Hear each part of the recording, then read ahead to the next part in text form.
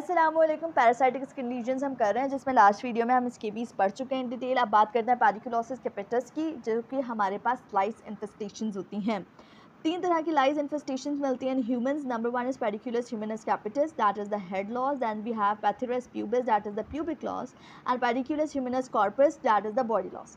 पेडिकुलोसिस humanus capitis की बात की जाए, that is the head lices. तो ये कॉमन होते हैं बच्चों में, गर्ल्स में ये ज़्यादा कॉमन है as compared to the boys, और स्कूल गोइंग बच्चों में, स्कूल गोइंग लड़कियों में ये ज़्यादा कॉमन होता है। इसकी ट्रांसमिशन डायरेक्ट होती है from head to head contact, और इनडायरेक्टली होती है वाया कॉम्स यूज़ करने से, हैट्स यूज़ करने से, ब्रशेज़ या पिलो यूज़ करने से।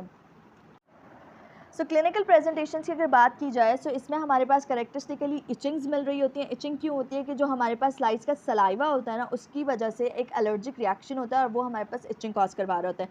अगर बहुत ज़्यादा इंटेंस इचिंग हो जाए तो स्क्रैचिंग हो सकती है, और साथ ही साथ सेकेंडरी स्टेफिलोकोकस इन्फेक्शन हो सकता है। तो severe itching can lead to scratching and that is leading towards the infection. And इसका जो करेक्टरिस्टिक लीजन होता है हेड लाइस इन्फेक्शन में, सर्वाइकल लिम्फ नोड एनलार्जमेंट मिल सकती है। डायग्नोसिस की बात की जाए तो स्कैल्प प्यूराइटिस मिलता है इन बच्चों में, जैसे मैंने आपको बताया कि सिवियर इचिंग होगी, परसिस्टेंट पायोडर्मा होगा जो कि अराउंड होगा neck and year.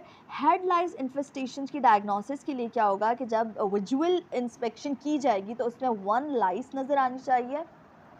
Then combing wet या dry hairs with a fine tooth knit comb better detected active loss infestations। इसमें क्या होता है, बिल्कुल फाइन tooth जो हमारे पास कॉम्स होते हैं, निट क्या होता है, ये हमारे पास ओवाज ऑफ द लाइस होता है। सो ये जो होता है फाइन tooth कॉम्स में हमारे पास निट्स आ जाते हैं, ओवा ऑफ द लाइस नज़र आ रहे होते हैं। सो इसके ज़रिए से एक्टिव लॉस इन्फेस्टेशन का हमें पता चलता है। डिफरेंशियल डायग्नोसिस में डेंड्रफ आ जाता है, डर्ट पार्टिकल्स आ जाते हैं, हेयर स्प्रे डैब्रेस आ जाता है, पाइड्रा आ जाता है, हेयर क्रस्ट आ जाते हैं। हेयर कास्ट क्या है हमारे पास, वाइट येलो कैरेटिनस ट्यूब्यूलर शीट होती है जो कि हेयर शेफ्ट के अराउंड बन जाती है। ट्रीटमेंट की बात की जाए तो सबसे पहले तो यही है कि मैनुअली रिमूव किया जाए लाइस को।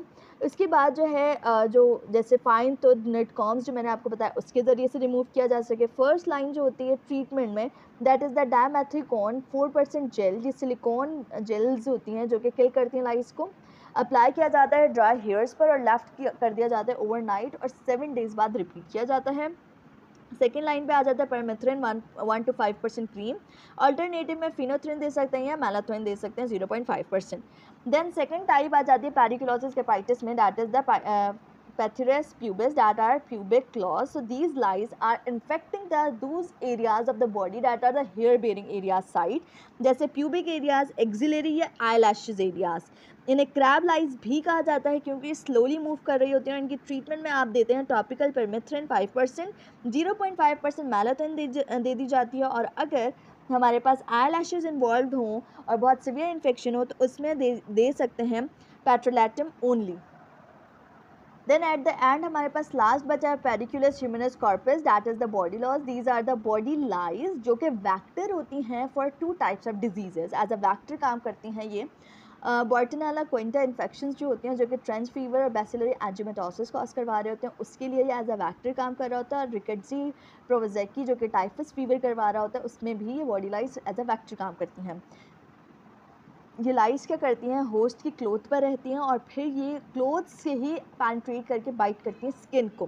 करेक्टरिस्टिक लीजन्स क्या होती हैं, इसमें पेप्यूलर इरप्शंस मिल रही होती हैं विद एक्सकोरिएशंस।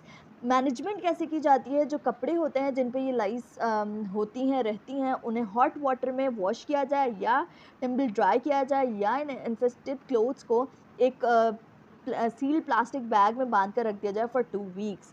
देन उसके बाद स्किन की जो इन्फेक्शन हो चुका है उसे ट्रीट किया जाए with the topical steroids along with topical antibiotics.